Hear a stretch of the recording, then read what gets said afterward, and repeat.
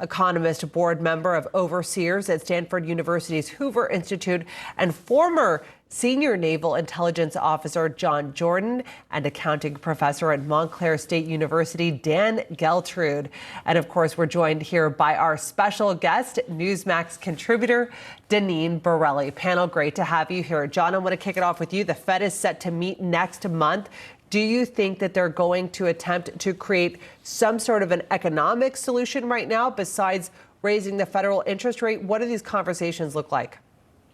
Well, yeah, everybody's forgetting that focused on the Fed right now, and this is political. Everybody's forgetting that there's a fiscal side to this, too, that when you borrow and spend like the federal government is doing right now, that is going to be inflationary.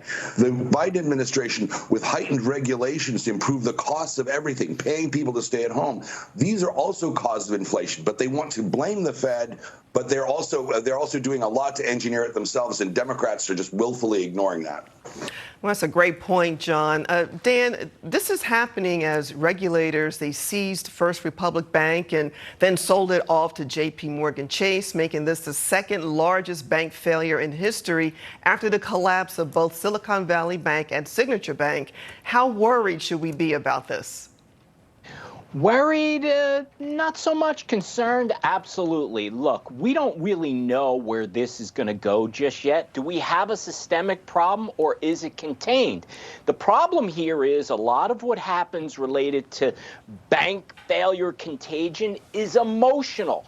And one other point, the ability for people to switch banks and move money is at their fingertips through their phones. So you could literally have billions of dollars move in seconds.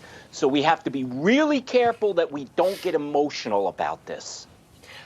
We understand that President Biden warned that the low unemployment rate in Friday's jobs report could disappear if House Republicans don't increase the debt ceiling soon. Take a listen to this. And again, just today, reporting 250,000 new jobs. Just this last report. The last thing this country needs, after all we've been through, is a manufactured crisis. And that's what this is, a manufactured crisis. And that's what it is from beginning to end. It's a manufactured crisis driven by the MAGA Republicans in the Congress. John, your reaction? Well, it's ridiculous. The federal government, the Biden administration, has no interest in cutting federal spending whatsoever. Let's talk about what's in the McCarthy bill that passed the House. Not the least of which is work requirements for welfare recipients, recouping and reclawing back unspent COVID aid now that the COVID emergency is over. Seriously, there is no interest. They want to continue to drive dependence on government largesse, and there's absolutely no compromise for the left on this at all. Dan, final thoughts?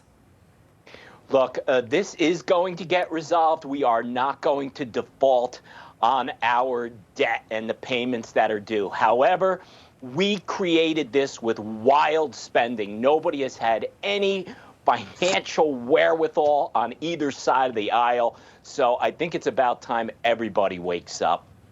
John Jordan, Dan Geltrude, appreciate you both being here. Thank you.